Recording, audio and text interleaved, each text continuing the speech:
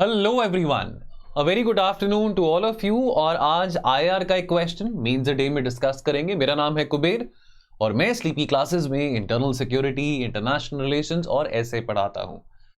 तो क्वेश्चन है international north south transport corridor के बारे। Discuss about the INSTC corridor. How does India gain from INSTC? In context of India central Asia relations की जब बात आती है तो ये क्वेश्चन इंपॉर्टेंट होता है। हो सकता है कि ये क्वेश्चन इस साल मेंस में पूछा जा सके। वैसे आपको बताना चाहता हूं कि अक्टूबर में अगस्त 2022 में आईएनएसटीसी के जो टर्मिनल्स थे वो ऑपरेशनल हो चुके थे। तो आप अगर इस क्वेश्चन को आंसर करना है, शुरू में तो इंट्रोडक्शन देंगे, पहले बताएंगे कि आईएनएसटीसी कॉरिडोर क्या है। ये 7200 किलोमीटर लॉन्ग मल्टी मोडल यानी कि ऑल रूट्स यहां पे जाती हैं, whether by sea, whether by rail, whether by road. तो ये मल्टी मोडल ट्रांसपोर्टेशन नेटवर्क है जो कि इंडिया को रशिया से कनेक्ट करता है via the Caspian Sea. So basically हम यहां पे ये कह सकते हैं कि इंडियन ओशन रीजन को, यानी कि जो हमारा अरेबियन सी है वो कनेक्ट हो रहा है कैस्पियन सी के साथ and further up to Russia. तो इसमें सेंट्रल एशियन रीजन भी आ जाता है। इसका एम क्या है? एम ये है कि जो कैरेज कॉस्ट है, जो ट्रेड कॉस्ट है, तो जो cost of moving freight between India and Russia, उसको कैसे रिड्यूस किया जा सकता है। तो इसके चलते आईएनएसटीसी के चलते जो रिड्यूस कैरेज कॉस्ट है बिटवीन इंडिया एंड रशिया वो 30% लेस होगा। See, money saved is time saved, time saved is money saved. And also जो ट्रांजिट टाइम है जो ट्रेड का, जो कार्गो का, that will reduce from 40 to 50 days to more than half. यानी अगर हम बात करें तो पहले अगर 40 से 60 दिन लगते थे, anywhere between more than a month to 2 months, अब ये विद इन 1 month पॉसिबल हो पाएगा। तो अगर आपको टाइम लगे तो आप एक थोड़ा सा छोटा सा मैप भी बना सकते हैं अगर आपको ये क्वेश्चन मेंस में पूछा जाए।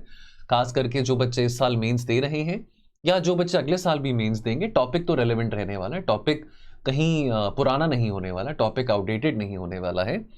तो आप यहां से देख सकते हैं कि स्टैंडर्ड रूट ये वाला था, all the way from the Mediterranean Sea to the North Sea, all the way from Europe. यानी कि वही है ना कि लाइक आपने अगर अपने कान में उंगली डालनी है, या तो आप ऐसे डाल सकते हैं या फिर आप ऐसे डाल सकते हैं। तो ये जो रास्ता है वो ज्यादा पास में है। तो यहां से देखिए, सेंट पीटर्सबर्ग से मॉस्को, मॉस्को से आस्ट्रखान, उससे बकू, बकू जो अजरबैजान की राजधानी है, all the way to Iran. In fact Iran की बात हो ही रही है तो जो चाबहार पोर्ट है वो भी एक बहुत इंटेग्रल पार्ट है आईएनएसटीसी कॉरिडोर का। And this terminates all the way over here in Mumbai. So basically क्या हो रहा है, अरेबियन सी से रशिया की कनेक्टिविटी बढ़ रही है वाया द कैस्पियन सी। ठीक है, ये थोड़ा सा आप मैप बना सकते हैं, ड्रॉ कर सकते हैं। नॉट नेसेसरी कि हम सबकी ड्राइंग बहुत अच्छी हो, लेकिन इतना सा आइडिया लेके आप मैप जरूर बना सकते हैं। और कुछ नहीं, आप केवल, अब मैं आपको ये नहीं कहता हूं कि ड्राइंग करने वक्त आप पूरा का पूरा रशिया बनाए, सेंट्रल एशिया बनाए, इंडिया बनाए। आप पॉइंट्स के हिसाब से भी कि ये सेंट पीटर्सबर्ग है, यहाँ पे हमारा मुंबई आ जाता है, यहाँ पे अरेबियन सी दिखा दिया, वहां पे बीच में कैस्पियन सी दिखा दिया, इतना आप कर सकते हैं। तो सवाल पूछा गया था कि इंडिया कैसे गेन करता है आईएनएसटीसी से। तो पहली बात तो है कि इंडिया को नई मार्केट्स मिलेंगे। देखिए, इंडिया ऑलरेडी बहुत ज़्यादा ट्रेड करने की कोशिश कर रहा है सेंट्रल एशिया के साथ, लेकिन unfortunately we don't have a very good geography with Central Asia, we don't have a connectivity with Central Asia. So INSTC में ये पोटेंशियल है कि हम और ज़्यादा इकोनॉमीज के साथ ट्रेड कर पाएंगे और नए स्पेशलाइज्ड मैन्युफैक्चरिंग हब्स खुल पाएंगे, thereby which will facilitate access to newer markets by forward and backward linkages, export opportunities। तो this is going all the way up. अब मैप पे देखिए आप, सो अगर हम इंडिया से यहाँ पे एक्सपोर्ट करते हैं, this is going all the way up to the Caspian Sea, to the Baltic Sea, up to the Arctic region as well. तो हम कितनी ज्यादा नई मार्केट्स में पेनिट्रेट कर पाएंगे। Cheaper and faster alternative. देखिए 2021 में ना स्विस कनाल में ब्लॉकेट हुआ था, और स्विस कनाल, देखिए स्विस कनाल वैसे बहुत छोटा सा कनाल है, इट्स अ वेरी स्मॉल कनाल, और वहां पे अगर 2 या 3 अगर जहाज अगर अड़ जाते हैं तो that can lead to a big blockade. अब स्विस कनाल से बहुत ज्यादा international trade already carry on हो रहा है। इनफैक्ट अभी रिसेंटली मैं पढ़ रहा था एक रूट एक्सप्लोर किया जा रहा है ट्रेड के लिए, the North Sea route, NORTH, the Northern Sea Route. I'll make a video on this, the Northern Sea Route, इसके बारे I'll make a video in one of the few minute series as well.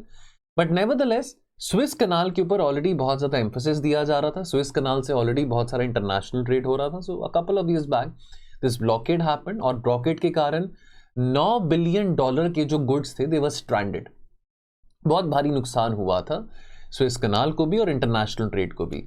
So therefore alternative trade routes is always a good option. अगर आपको ऑल्टरनेटिव trade रूट्स मिलते हैं which are more cheaper, which is more faster, less time is being taken, multi modal transit corridor के तरीके से trade हो रहा है, so that is very good. So in fact INSTC will slash the transit time to an average of 23 days for Europe bound shipments compared to in the past when it used to take anywhere around 50 to 60 days via the Suez Canal route. So ultimately अगर one word में, अगर एक line में इसका हमको अगर कोई पूछे कि वन लाइन में बताइए कि INSTC का क्या बेनिफिट होने वाला है, तो वन लाइन में हम ये कहेंगे कि time saved is money saved, lesser time will take for the goods to travel, and obviously lesser time means lesser money would be involved. The price of the freight would be much lesser. Then the Connect Central Asia policy. Now अगर INSTC को देखें with the connect central Asia policy, so definitely, क्योंकि आपको मैंने अभी भी बताया कि सेंट्रल एशियन कंट्रीज के साथ हमारा ट्रेड बहुत कम है, सिविलाइजेशनल लिंकेज हमारा सेंट्रल एशियन देशों के साथ काफ़ी है on issues such as terrorism and stability in Afghanistan and fighting against extremism and separatism. हमारा काफ़ी स्ट्रॉन्ग यहाँ पे सिनर्जी है और कन्वर्जेंस है with the central Asian countries. But nevertheless, to increase more trade with this part of the world, we need more connectivity. So ये जो INSTC corridor है, डेफिनेटली इसके चलते हमारा ट्रेड भी सेंट्रल एशियन कंट्रीज के साथ बढ़ेगा. जियोपॉलिटिकल इन्फ्लुएंस की बात आती है, भारत की जो पार्टिसिपेशन है इस पर्टिकुलर कॉरिडोर में, वो भारत का जो रोल है एज अ की प्लेयर इन दिस रीजन, वो उस रोल को काफ़ी बढ़ाएगा और देर बाय इंडिया के जो नेशनल इंटरेस्ट हैं, इंडिया के जो फॉरेन पॉलिसी ऑब्जेक्टिव्स हैं, वो भी एडवांस होंगे. Because let us not forget कि ये जो रूट है INSTC का, इस रूट में ऑलरेडी चाइना बहुत हैवी इन्वेस्टमेंट्स कर रहा है under the ambitious belt and road initiative. So therefore India को भी यहाँ पे काफ़ी इन्फ्लुएंस मिलता है. देन एनर्जी सिक्योरिटी की बात आती है, ये एक अपॉर्चुनिटी प्रोवाइड करता है इंडिया को to access energy resources from Russia and Central Asia, enhancing its energy security, diversification of energy sources and reduce dependence on traditional energy supplies. तो India 5th largest energy consumer है दुनिया में और 41% of जो हमारी energy needs है वो हम इंपोर्ट करते हैं from the Gulf region. Permanent alternative route, it also opens up a permanent alternative route for India to trade with Afghanistan and also Central Asia. Because Central Asia और अफगानिस्तान के लिए कनेक्टिविटी के लिए हमको ना निर्भर होना पड़े पाकिस्तान पे, तो बहुत बड़ी गनीमत रहेगी. अब क्या क्या चैलेंजेस आ सकते हैं कि पहली बात तो जो रशिया यूक्रेन वॉर का जो मुद्दा पिछले अब मोर देन 1.5 ईयर हो चुका है जो चल रहा है, इसके चलते the attention has been taken away from the INSTC and obviously the war in Russia Ukraine that is still impacting the global trade, the energy security, the prices of commodities are very volatile as we all know. Then there is also delay happening from the Indian side as far as completion of projects on the Chabahar port is concerned. So obviously 2 terminals, they was operational at Chabahar port last year in September. But nevertheless there are still some hurdles जिसके कारण पूरी तरह से Chabahar port का project operational नहीं हो पा रहा है. Then also यहाँ पे क्रिटिसिज्म में बात आती है हमारी फॉरेन पॉलिसी में जो इनडिसाइसिवनेस है because of increased Chinese influence in this region. Because let's not forget Chabahar port के बिल्कुल पास में पाकिस्तान के वार्म वाटर्स में इवन चाइना ग्वादर पोर्ट बना रहा है. तो हमको इस बात की इनसिक्योरिटी है, हम इस बात को लेके बहुत इनडिसाइसिव हैं कि इसका फॉल आउट कैसे रहेगा. बिकॉज INSTC में हम तो काफ़ी इंगेज्ड हैं ही हैं, बट नेवरदलेस इंडिया को इस बात का कंसर्न भी है कि क्या हमारा इन्फ्लुएंस इस रीजन में उतना बन पाएगा. बिकॉज चाइना ऑलरेडी अपना इन्फ्लुएंस इस रीजन में काफ़ी स्ट्रॉन्ग कर रहा है. The instability in Afghanistan, that is also one region. Because Afghanistan में जब से 2021 से जब से तालिबान ने फिर से पावर कैप्चर करा है, उसके बाद से लेके जो उसका इम्पैक्ट है वो केवल अफगानिस्तान पे नहीं लेकिन साउथ एशियन कंट्रीज पे भी बढ़ सकता है. अभी तक तो चलो इतना इन्फ्लुएंस हमने नहीं देखा, but instability in Afghanistan is a cause of concern for not only Central Asia but also South Asia. Then there are some conflicts happening in Central Asia, whether that is between Azerbaijan, Armenia, or whether that is between Tajikistan and Kyrgyzstan, that also has an impact.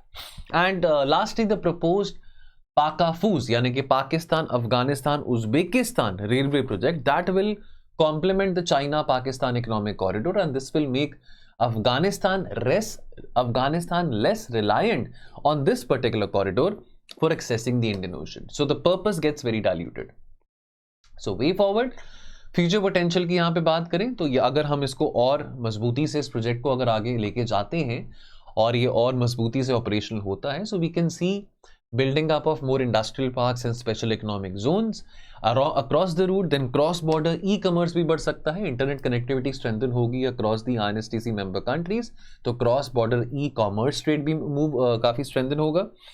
And then China के dominance को, China के belt and road initiative के dominance को counter करने के लिए let's not forget that last year in 2022 Germany में जो G7 समिट हुआ था, वहां पे G7 देशों ने PGII यानी कि partnership for global infrastructure investment का इनिशिएटिव फॉर्म किया था, जहां पे ये कहा गया था कि $600 बिलियन का इन्वेस्टमेंट जो है वो लीस्ट डेवलपिंग और डेवलपिंग कंट्रीज के इंफ्रास्ट्रक्चर नीड्स को केटर करने के लिए दिया जाएगा.